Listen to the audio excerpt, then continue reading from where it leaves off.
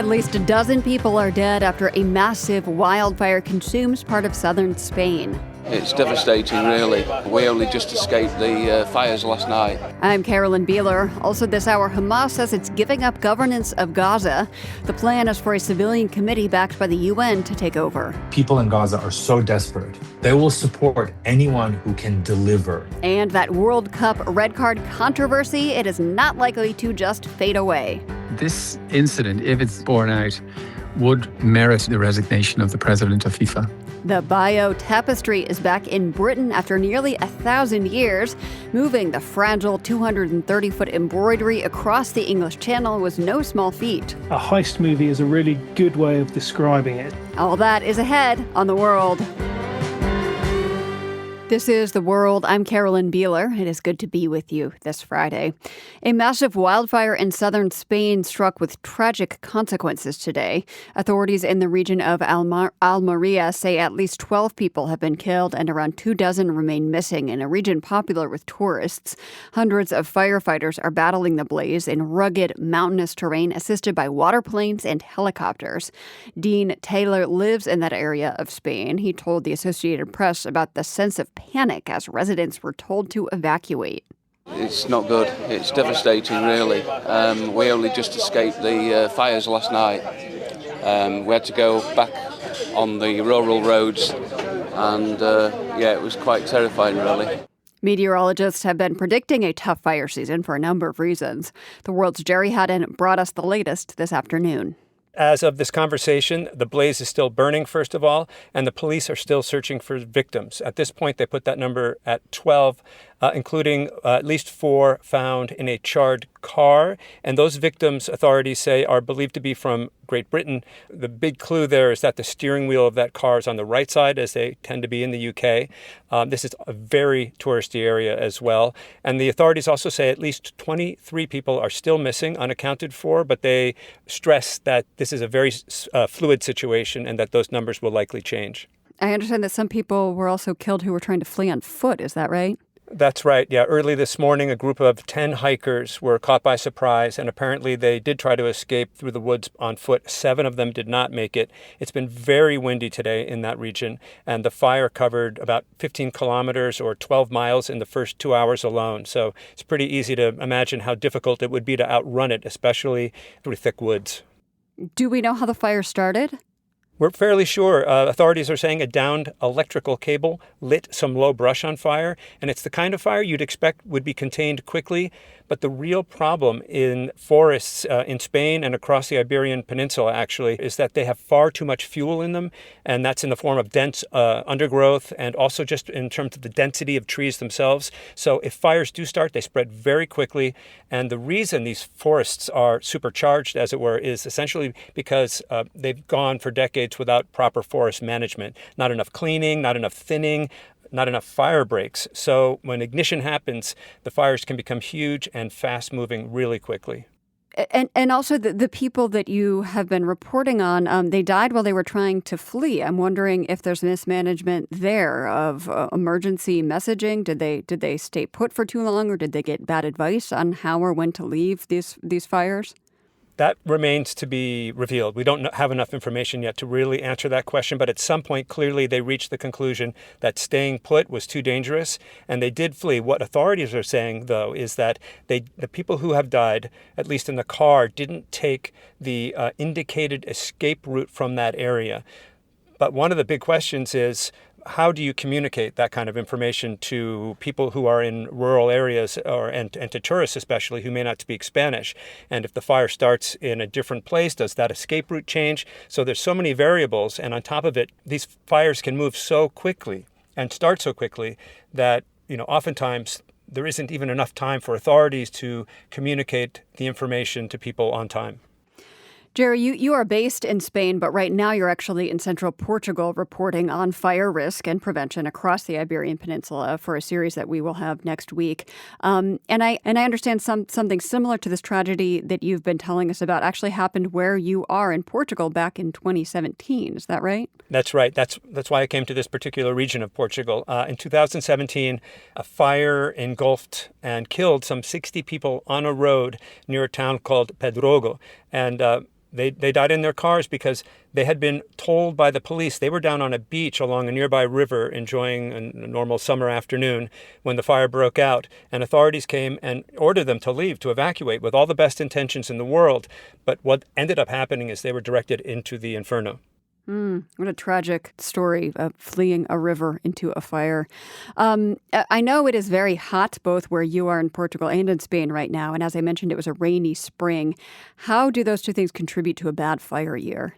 Well, in the spring with the rain, you get great undergrowth growing up through the forests. And then when it suddenly turns very hot and very dry, all of that thick, lush greenery dries out and becomes brittle, and it essentially becomes like gunpowder on the forest floor. So then if you get that spark on the forest floor, it is almost like an explosion, and that's no exaggeration. Anyone who's been, anywhere close to these so-called next generation or mega fires knows how powerful they can be.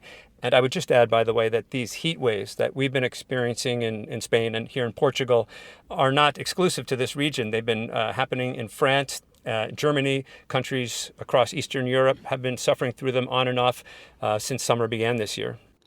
That was the world's Jerry Haddon reporting from Portugal and Spain on the deadly fire season there. We will have more from Jerry next week on how climate change is fueling fires in the Iberian Peninsula. Staying with extreme weather now, in East Asia, Typhoon Bobby continues to churn through the Pacific. It swept over Guam as a Category 5 storm and triggered deadly landslides in the Philippines. It's now bearing down on Taiwan, several Japanese islands, and the coast of China. Bobby has lost some intensity in the past few hours, but still may hit Taiwan as its most destructive storm in decades. The entire island has basically shut down, and emergency personnel are on standby. In China, where Bobby's landfall is expected tomorrow, some 17,000 residents have already been evacuated. This comes just days after another storm, Maysak, hit the region. Dozens of people were killed in rains and floods in southern China, and rescue efforts are still underway. We will bring you the latest on this story on Monday.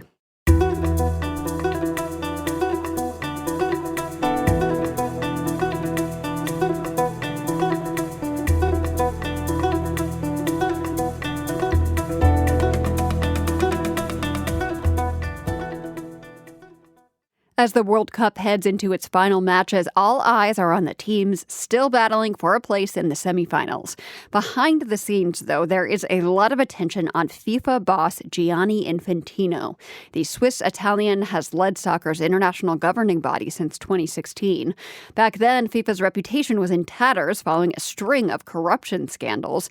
Infantino was elected on a pledge to restore credibility. But last week's decision to suspend a player's red card after a call from President Trump has prompted questions about whether Infantino is still the right man for the job. The World's Orla Berry has more. When Gianni Infantino was elected president of FIFA a decade ago, he made a sweeping promise. We will restore the image of FIFA and the respect of FIFA, and everyone in the world will applaud us and will applaud all of you. To be fair, the bar was pretty low. The Justice Department indicted 9 current and former FIFA officials and 5 corporate executives for racketeering, money laundering and wire fraud. Those arrests in 2015 were followed by the resignation of FIFA's then president, Sepp Blatter. So the thing about 2016 is whoever had come in and become FIFA president was always going to have, in football terms, an open goal. Lee Wellings is a sports journalist and author of the book Football Fables. Because they could and did simply promise a cleaner FIFA, a better FIFA. FIFA had reached the lowest possible point, really. Infantino, the son of Italian immigrants, was raised in Switzerland. He trained as a lawyer and speaks 7 languages, including Arabic. For someone so bright, Wellings says, the FIFA boss can say some remarkably inappropriate things, like that time in Qatar the day before the start of the 2022 World Cup. Today I feel Arab. Today I feel African. Today I feel gay. Today I feel a migrant worker. Human rights groups said his comments were deeply offensive and a mockery of what many experienced in Qatar in the build-up to the Games. Activists said migrant workers in particular have been exploited under gruelling working conditions. Karim Zidane, an investigative journalist, says once the 2022 World Cup got underway, though, most of those controversies were quickly forgotten. The fact that the tournament was so successful, and we can even say that the final was one of the great finals of all time, is how the tournament will be remembered, not on the backs of the migrant workers who built it. How many people are actually still talking about that in comparison to talking about Messi's legendary run to the World Cup? This year's World Cup, though, is Infantino's legacy, Zidane says. It's under his leadership that the tournament went from 32 teams to 48. It does feel a bit like of a money grab because there are more games to be played, more sponsorship deals. FIFA gets to be richer than ever before, and somehow it comes at the expense of fans. Fans have complained bitterly this time round about exorbitant ticket prices. But it was two decisions by Infantino that have triggered the greatest backlash. Please welcome the very first winner of the FIFA Peace Prize, the 45th and 47th President of the United States of America, Mr. Donald J. Trump. Please. Human rights group Fair Square said awarding a peace prize to the US president broke FIFA's own code of ethics, which states that the organisation must remain neutral in matters of politics and religion. And then came that red card. After review, the number 20 United States Committee serious foul. Well, that will be devastating for the USA. That red card issued against US top striker Folarin Balogun during a game against Bosnia and Herzegovina meant a one-match ban for the US player. Then last Sunday, FIFA lifted the ban with little explanation. On Monday, President Trump hinted at the reason. He had personally called Infantino and asked for the ban to be removed. The news sparked outrage. Das ist unser Spiel, nicht deren Spiel. Das muss man einmal ganz kurz sagen, so, weil unser Spiel. Former Liverpool manager Jurgen Klopp said Trump and Infantino knew nothing about football. This is our game, he said, not their game. Former Arsenal player Ian Wright suggested the leaders of Britain and France should start calling Infantino too. I think Keir Starmer makes a call. Make a call, Keir. Macron for Elise, make a call. Dude, let's start making calls, Prime Ministers. And politicians did get involved. On Wednesday, more than 70 European lawmakers wrote to FIFA calling for an investigation into Infantino. Irish MEP Barry Andrews led that call. It is a breach of the code of ethics of FIFA's statutes, and it's very explicit that FIFA should remain above politics and religion. I ask Andrews if Infantino should step down. This incident, if it is borne out and is indeed a breach of the ethics code, would, in my opinion, merit and justify the resignation of the president of FIFA. Infantino has dismissed the criticism, saying in a statement that FIFA's judicial bodies are independent. Sports journalist Lee Wellings says the FIFA president is unlikely to step down voluntarily and very unlikely to be forced out by the national football federations that elect him. He has this huge power base in Africa and Asia, particularly while there are tensions with Europe. Why are Africa and Asia and their national football associations voting for him? Well, the reason is that he promised he'd generate money, and that's what he's doing, and they benefit from that.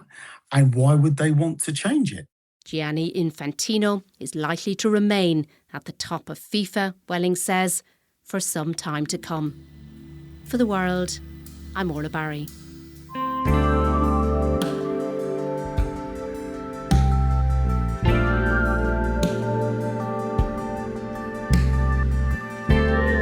Coming up, the operation worthy of a spy novel that brought a priceless tapestry back to England. You're listening to The World.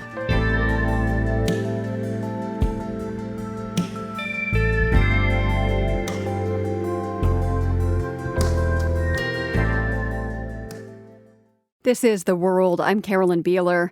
For the first time in nearly 1,000 years, the famed Bayeux Tapestry is on British soil. The fragile 230-foot-long embroidery depicts the Norman invasion of Britain in 1066, which ended 500 years of Anglo-Saxon rule. The tapestry was transported through the English Channel Tunnel in a protective case and with a maximum security escort. Dave Musgrove is the author of The Story of the Bayeux Tapestry. We reached him in the UK earlier today. He started by describing exactly what it took to get the tapestry from France to England. A heist movie is a really good way of describing it. It's a really complicated operation, basically involving a lorry driving through the dead of night through the Normandy and northern French countryside into the Channel Tunnel, going under the sea, and then being met by a police escort and driven into the centre of London to the British Museum, which is right in the heart of London. And then the tapestry was unloaded into the bowels of the British Museum. And the tapestry was sat in this special vibration damping box. So it was basically folded up in a concertina kind of fashion, put in this box, which has loads of shock absorbers all around it. And that was designed to reduce the risk of rumble, vibrations from the road, and any potential potholes that the lorry might have driven over. So a really quite dramatic entry into England for this famous medieval embroidery. You mentioned all the precautions taken to protect it. It's nearly 1,000 years old. Is its fragility the main reason why this was a complicated undertaking, moving it? Absolutely, that was a big part of it. There was also kind of an underlying political dimension to it, and a sort of a sense that a big part of the reason why a loan had never happened before was political tension between both Normandy, Bayeux, and Paris, and also France and England. But those obstacles were overcome. This project has been broadly driven by the French president, Emmanuel Macron. He's kind of been the driving force behind it. He wanted it to happen as part of a political gesture to try and improve relations between the United Kingdom and France and Europe in the aftermath of the Brexit situation, which happened a few years ago. So that's been one element to it. But the other element was to ensure that the tapestry could be moved safely and securely. And some people did voice concerns about the sense of moving a really old and fragile artifact, which had a checkered history. There have been several moments in its life when it could almost have been destroyed. There was a fire in the cathedral where it was held in the Middle Ages, which almost destroyed it. In the French Revolution, it was nearly cut up and put on a cart to cover up some belongings. In the Franco-Prussian War, it was put into a metal cylinder to protect it from the Prussian forces. Napoleon, at the start of the 19th century, had it moved to Paris as part of a propaganda move to support his proposed invasion of England at the time. And then in the 20th century, the Nazis took a keen interest in it. They had it moved around because they wanted to study it, and they kind of took it to the Louvre in Paris. So it's had a lot of moments of jeopardy. This probably wasn't the worst. Quite the backstory, though, to add to the historical nature of the sort of documentation itself that this tapestry provides. Can you tell me more about the story that it tells and why it is such a significant historical artifact? Yeah, absolutely. So this is the year 1066, when the existing Anglo-Saxon monarchy is replaced, lock, stock and barrel, by the Normans under Duke William the Conqueror. So the Normans, they're from northern France, and they come over and they invade. And the tapestry tells this story, and it tells it in a really innovative and sensational fashion. It's in a graphic sort of novel approach. So this tapestry runs from left to right, telling the story of what happens. And there's two main protagonists. There's a guy called Harold Godwinson, who is an important earl in England. He's an Anglo-Saxon ruler. He's kind of the leading man of the King Edward the Confessor. But King Edward the Confessor in 1065 has not had a son. He hasn't got an heir. So there's going to be, when he dies, there's going to be a succession crisis. And the tapestry kind of positions the story of Harold alongside that of Duke William of Normandy. They kind of have a buddy story, a bromance, where they go on a military campaign together.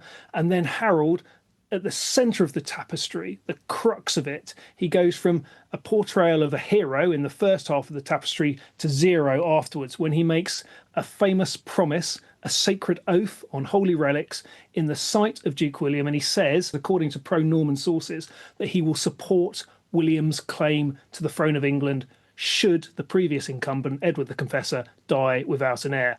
But Harold goes back on his oath.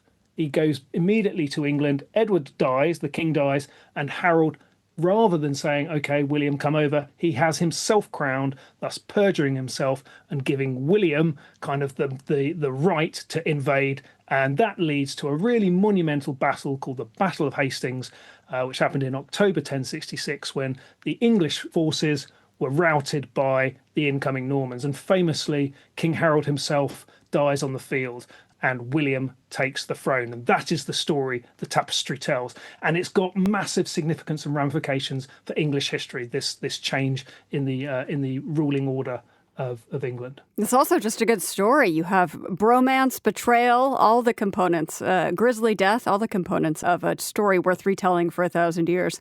What do we know about how it was created and when and by whom? Well, we don't know very much because there is no written sources which help us to understand it.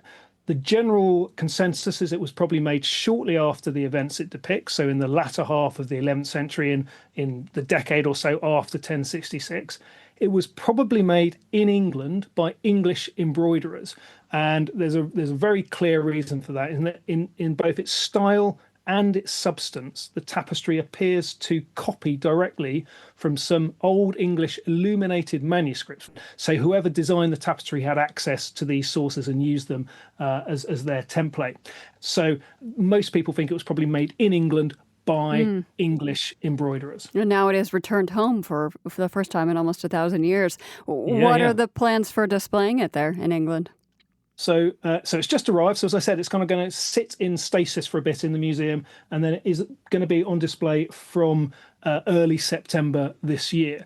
And the interesting thing, the difference in the display is that it's going to be displayed flat rather than vertically as it has been displayed before, and it's also going to be shown in one long run, whereas previously in its former home it was kind of shown on a U-bend type approach, so you couldn't see the full span of it, the full extent of it. So it's going to be a very, very big event.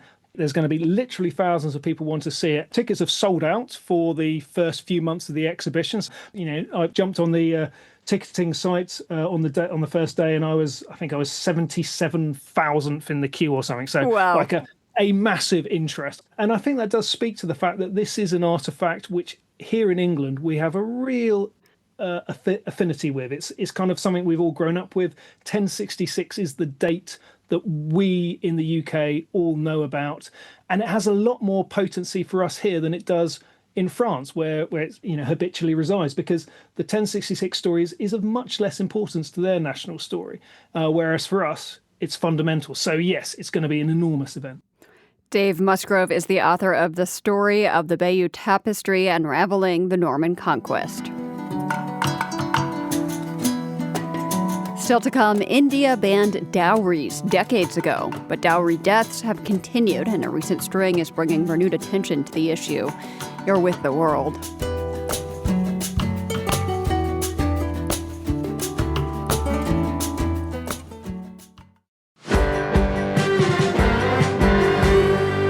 This is The World. I'm Carolyn Beeler.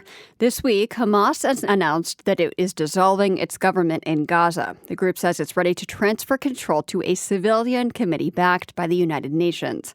The handover is part of the peace plan put forward by President Donald Trump. It would also mark the end of roughly 2 decades of Hamas rule over the Gaza Strip. The details of how this transfer of power would work are far from clear, as The World's Shirin Jafari reports. A spokesperson for the government, Ismail Al-Thuwaita, made the announcement this week. The head of the emergency committee has just resigned. Reporters gathered around the Al-Aqsa hospital in central Gaza. Tababta is standing behind a worn-out podium, the summer sun beating down on him and his colleague. Al Jazeera translated his comments. It's with confidence that all the preparations for the handover of legal responsibilities of Gaza Strip has been completed. Hamas took control of Gaza in 2007 after winning elections and then ousting forces loyal to the Palestinian Authority.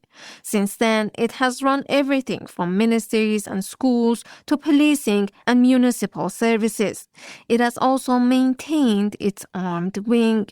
The idea of this shift is for Hamas to end its role as a governing body. A civilian committee backed by the United Nations would take over. Khaled El-Gindi is a fellow at the Quincy Institute for Responsible Statecraft. These are people who are not political. They are not members of Hamas or Fatah. Some of them have served in the past in the Palestinian Authority in various capacities, but mainly as technocrats. And they are experts in their respective fields. They were selected by the Board of Peace, the group that was set up by US President Donald Trump to end the fighting in Gaza and oversee the transition and reconstruction in the Strip. The 15 members who have been vetted by Israel specialize in finance, health, education, and other areas needed for governance. But so far, El-Gindi says the committee has not been able to get permission from Israel to enter Gaza. Instead, they're waiting in Cairo. They are supposed to be running the civilian affairs of people in Gaza. But of course, they can't do that from their hotels in Cairo. They can only do that on the ground. The announcement appears to be Hamas's most clear signal that it is willing to transform, says Jasser Abu Musa, senior fellow at the Middle East Institute. He even sees this as a possible end to Hamas as it existed before the war. The model of Hamas before 2023 was completely destroyed in terms of leadership, in terms of command and control, in terms of funding, in terms of communication lines, in terms of the military power. He says Hamas has also lost its biggest supporter, Iran. Iran is currently consumed with a war with the US and Israel. It's suffering financially, and it no longer has the means to send money. He says the group can't afford to pay the same salaries it used to. It has also lost support among many people in Gaza who hold it responsible for the deaths and destruction caused by the war. The transition to a technocrat committee is part of the 20-point plan to end Israel's war in Gaza. A key sticking point, though, is Hamas laying down its arms. So far, that hasn't happened. But Jasser Abu Musa thinks Hamas will take that step. I think eventually Hamas will disarm, not because this is what they want, but because this is the only way that they will keep existence. Israel has dismissed the announcement as cosmetic, saying that Hamas is giving up the appearance of governing while holding on to its guns. Israeli Foreign Minister Gideon Sa'ar wrote on X that as long as Hamas retains its weapons, any civilian government will operate as Hamas dictates. As for how much support this new leadership has inside Gaza, Jasser Abu Musa points to the conditions on the ground. If I was in Gaza right now, it would be 50% chance that I'm living in a tent under this unprecedented heat in the summer, or live under the wreckage of my house, as my brother is doing right now. He says most people's days are consumed with finding clean water and food for their families, charging their cell phones. Children have been out of school for roughly 3 years. So people will support whoever can bring change, he says. In the meantime, Israel's military has continued to carry out strikes in Gaza despite the ceasefire. This week, it killed an aid worker, along with one other person and 2 children. People turned out today in Gaza to pay their respects to Mohammed al-Wahidi, the aid worker who was killed. The Israeli military said it had targeted Hamas militants, but it didn't give more information. For The World, I'm Sharon Jafari. Staying in the region this week, the funeral procession for Iran's slain supreme leader Ayatollah Ali Khamenei traveled across Iran and Iraq. It arrived yesterday in the holy city of Mashhad for final rites. Tens of millions of mourners walked with his coffin, as well as the coffins of his daughter and granddaughter, who were killed alongside him in a U.S.-Israeli strike back in February. Getting access to this story on the ground is not easy. Foreign reporters must be accompanied by minders. But Syed Shahriar was there talking to mourners and watching the procession. He brings us this report. In the protection of God, O martyr of Allah, says the voice over a public address system. The sound reverberates in the streets of the holy city of Mashhad as crowds wait for the coffins to arrive.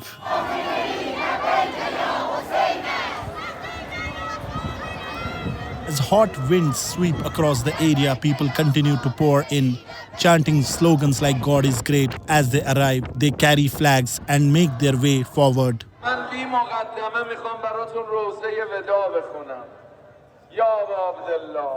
Holy city of Mashhad is home to the revered Imam Riza Shrine, visited by millions of Muslim pilgrims every year.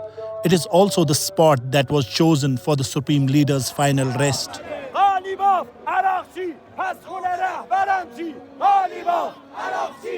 Amid the voices of mourning, calls to action begin to emerge. Some mourners are vocal in questioning Iran's leaders, calling on senior officials to avenge their leader's blood. Specifically demand action from the Parliament Speaker Mohammad Baqir Ghalibaf and Foreign Minister of Iran Abbas Araghchi. Because we cannot accept it from the US and the Israel to kill our leader and they would just say that, okay, we can have the negotiation with Iran right now. No, that is not possible. We want America down, we want Israel down, and we want Zionism to be over. Fatima Khizri, she's a young Iranian woman from Tehran who has traveled across to Mashhad to witness the gathering.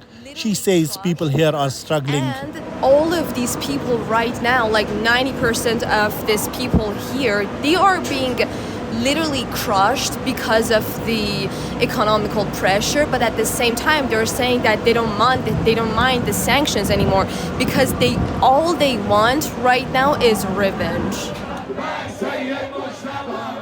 As the crowd continues to grow, chants for Iran's new supreme leader Sayyid Mujtaba Khamenei begin to ring out. Mourners shout, "We are at your service, Sayyid Mujtaba Khamenei," and hail him as the commander of us all. As the coffins carrying the former supreme leader and his family come into view, the crowd erupts. Their chants drown out almost every other sound.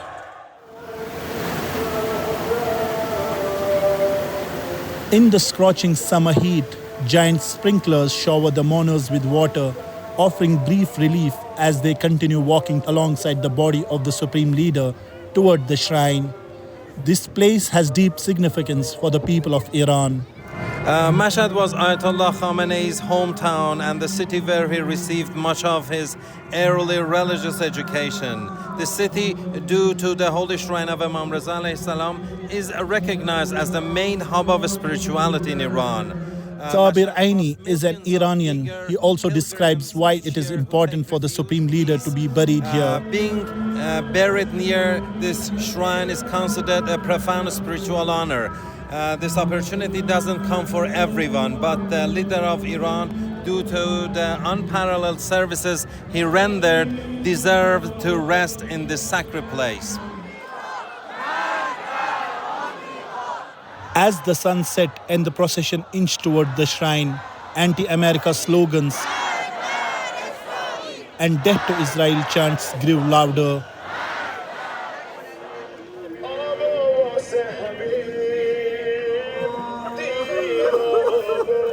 Inside the shrine, Khamenei's final rites began at around 10 p.m. It was dark by then. Mourners crowded around nearby, getting as close as they could, crying as they lit candles and said their final farewell. For the world, I'm Syed Shahriar, holy city of Mashhad.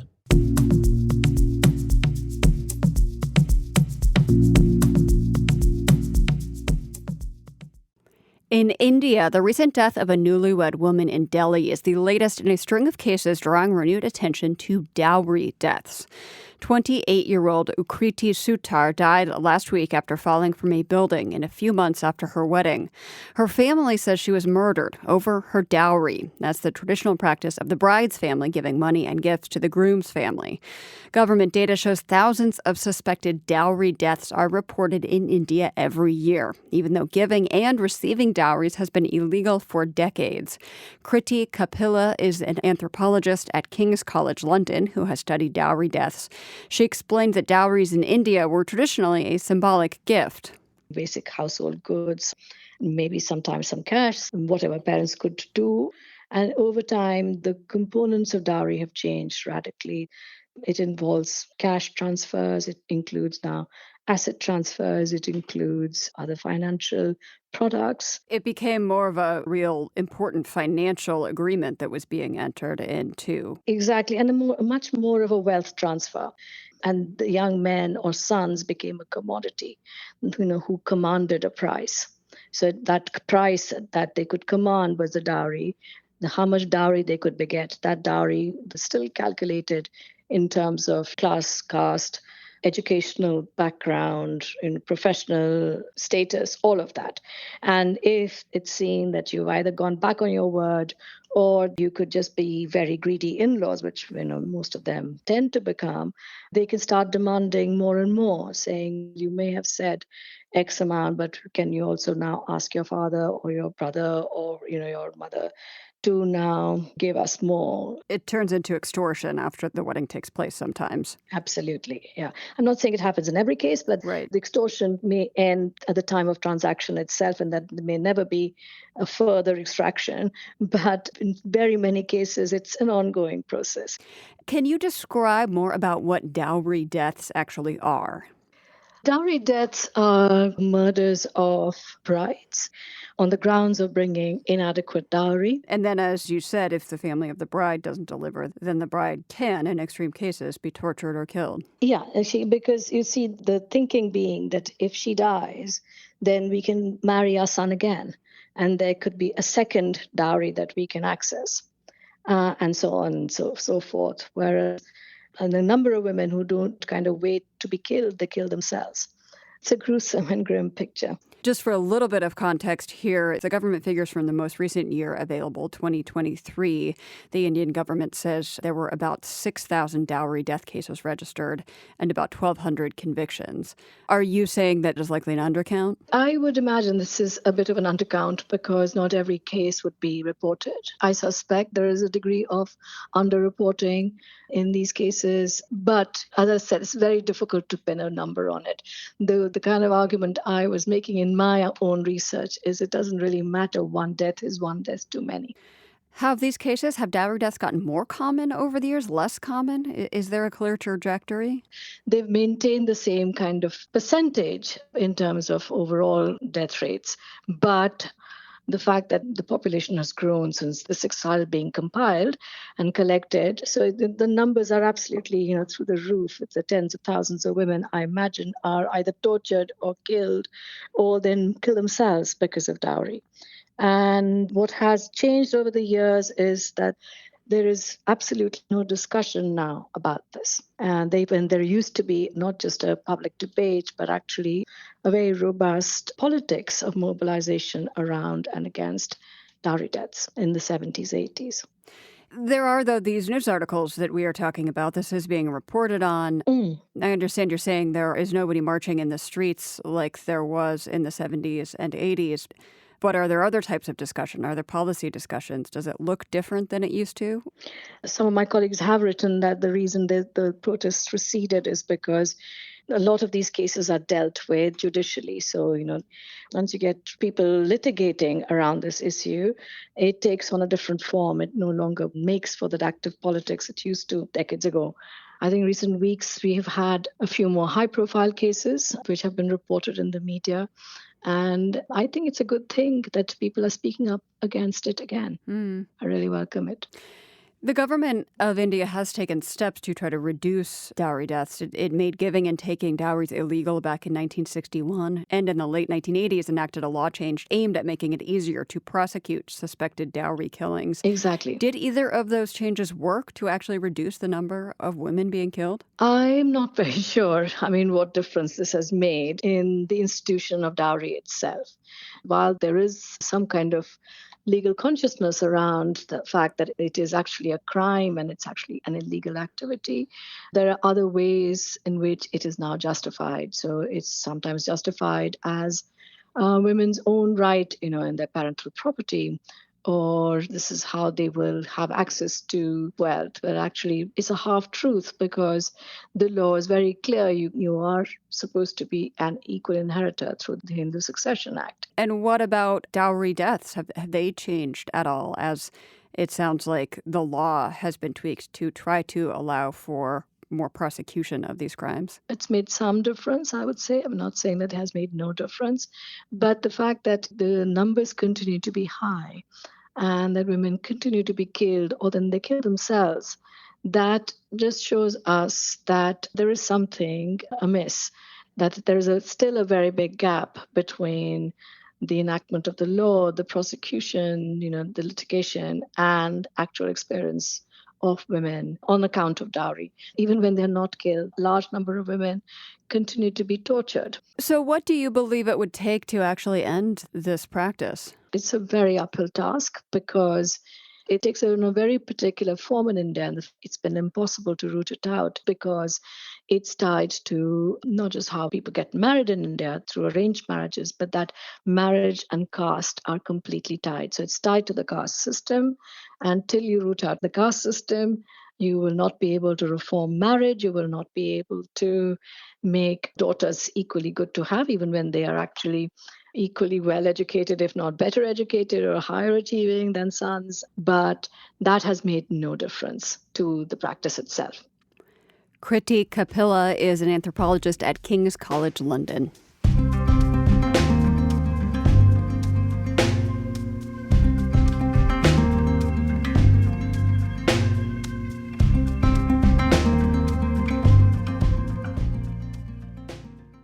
National Geographic explorer Paul Salopek is a man on a 22,000-mile walk from Ethiopia to the southern tip of South America. Walking the huge expanses in between involves a lot of setting up camp in the middle of nowhere. That might sound low-tech, but a job is still a job. Paul has to write, take photos, and communicate with colleagues, including regular check-ins with us. He joined me recently to peel back the curtain on the technology that keeps him connected, even when he's far from power outlets and cell towers. Every day, I'm recording things. I'm taking photos. I'm recording audio. I'm recording video. I'm jotting notes. I'm doing interviews. And then once every week or two, Carolyn, I have to kind of draw all this information together into a story. I'm mainly a writer, but they often have, visual elements. So I have to find a way both not just to record this stuff, but send it, right? From It could be, a 6,000 meter mountain pass in the Himalayas, or more recently, a desolate coastline in Alaska, where the nearest plug and the nearest Wi-Fi signal might be hundreds of kilometers away. It's a challenge. So how do you get around that? Well, it's changed over time. If you want, I can give you kind of a little outline of what I carried in my rucksack at the beginning versus today. Please, yes. Let's start with Ethiopia 2013. What were you carrying to communicate? So we're talking 7 kilograms or about 15 pounds of stuff. Wow. Everything from like a MacBook Air, kind of the smallest available laptop. For satellite technology, I had a Beacon. Remember the Beacons? Those they're the size of kind of like a plate. I don't even know if they still make them, Carolyn, but basically they weighed about as much as a laptop, and you pointed at the sky, and it was expensive. My editors were saying, don't leave it turned on. And, it was, I think, $7 per megabyte back then. Now you can, for $50 using a Starlink, you can send 100 gigabyte. I carried a satellite phone. I had a digital kind of camera, a great camera, a Canon, but it was like one of those bricks. I had a digital audio recorder, and I had external power banks, and I had solar panels too. And all this stuff was like, it used up maybe half of my pack. Right. Today, all these years later, I'm on one platform. I'm on a smartphone, basically. That's where I do my video, my visuals, and my audio. I even take notes on it sometimes. So yeah, it's gone from 15 pounds down to 6 ounces. So all of that stuff, your satellite phone, your internet connection, your laptop, you've replaced that just with your smartphone? For 2 reasons. One is just riding this wave of miniaturization. God knows by the time I reach Tierra del Fuego, I might have some implant in my eye and just blink and take a picture, right? But I won't do that. But the other thing is the world is simply getting more and more wired. When I started out walking, getting a cell signal was kind of a rarity that was kind of limited to big cities and highways. Today, there are cell towers everywhere. One example, China. I walked through the hinterlands of China for 2.5 years. The time that I had off-grid was 1 day. Wow. 1 day. It's just that wired. So no more laptop? You don't carry a laptop, just your phone? No, I do. So that's the biggest way. So today, it's a laptop and a smartphone, and I still do carry a Zoom recorder, and that's about it. Zoom recorder, for example, to record your end of these conversations that we have. Yes, that's right. And I'll add one more kind of anthropological little detail. Imagine when you and I were starting out, whenever in our careers, and we had to carry all this equipment, coming up to somebody's house and just poking all this technology into somebody's face. Mm-hmm. It was intimidating for that poor person, right? And you had to kind of prepare them for it. Today, everybody is carrying a smartphone. And so when I've reduced my technological burden, literally and kind of figuratively, there's no barrier anymore because people are recording their lives so much themselves that one skinny guy walking through the landscape and taking pictures with his phone causes no ripples at all. Right. That's one advantage of you kind of simplifying this technology. Yeah. So when you sit down to write, what does that look like? Are you, in the borrowed bed in the guest room and the people who are putting you up for the night, or are you kind of setting up your mobile office on the side of the road somewhere? Yeah, when I'm lucky, I'm settling into somebody's guest room. Sometimes it's inside of caves, using a headlamp that's kind of on its battery's dying, and it could be inside of a tent. It's a challenge, I must say. I've always asserted that on this project, the walking is the easy part, and the writing and the journalism is the hard part by far. Yeah, so you walk for a couple of weeks and then you write up something. How do you sit down and synthesize everything that you've seen over 2 weeks into, some sort of article with a theme? I'm still an analog guy in that I carry a notepad with me all the time. I'm addicted to taking hand notes. It could be some idea. It could be something I've seen. So I know that my kind of narrative biorhythm is like once every week or 2 weeks, I need to produce something. So that tension's building up as the kilometers roll under my feet. And by the time I know that my editor's waiting for something, I have to sit down and go through my notes, these handwritten notes. And by then, usually I've figured out of like 2 or 3 issues, what is the most interesting one? It could be the portrait of a fascinating individual. It could be something political. It could be something more lyrical, metaphorical. So that's how it happens. It's kind of this organic building up. Have you ever wondered what this walk would be like if you were not staying so connected? Yes. And this is the paradox. There's a tension that's built into this project because, as you know, slowness is the mantra. Yet because I'm a journalist in this century, I have to use very high-speed means of getting my work out. So that's always been a tension kind of psychologically and intellectually. But, as I progress now, and I've got maybe 2 or 3 years left, I'm inclined more and more to kind of continue to do the work, but find ways that it's not so intrusive in my kind of days on the trail. And I still haven't quite figured what it means. By intrusive, do you mean taking you out of the moment or being intrusive to the people you're interacting with? Both. Yeah, both. And I think, as this is another thing that people may not realize if they haven't, don't spend time with reporters is we're information consumers. So, when I do have a phone signal, here's my practice. I always walk with the phone turned off, kind of regardless. I mean, like on airplane mode. I'm not looking at like social media. I'm not scrolling the news wires.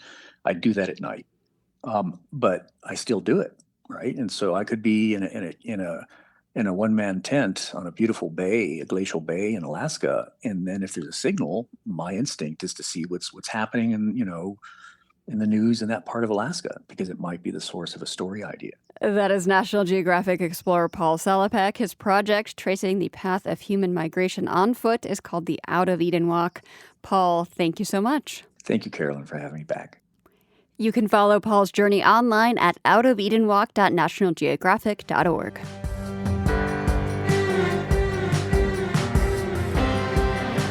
The World is produced by GBH and PRX, broadcasting weekdays from the Nan and Bill Harris studio in Boston. Find us online anytime at theworld.org and check out more of our original reporting on YouTube. We are at The World News GBH. I'm Carolyn Beeler. We will see you right back here on Monday. The World is supported by the Andrew Carnegie Foundation, working to reduce political polarization through philanthropic support for education, democracy, and peace.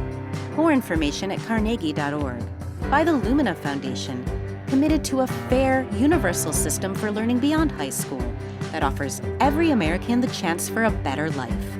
LuminaFoundation.org. By the PRX Ambassador Council, whose members include Serena Altschul, John and Kimberly Morch, Christopher Sequeira, Jennifer Carroll, Belinda Kiley, Lawrence Hall, and Dan Tauber. The World's theme music is composed by Ned Porter. The World is a co-production of GBH Boston and PRX.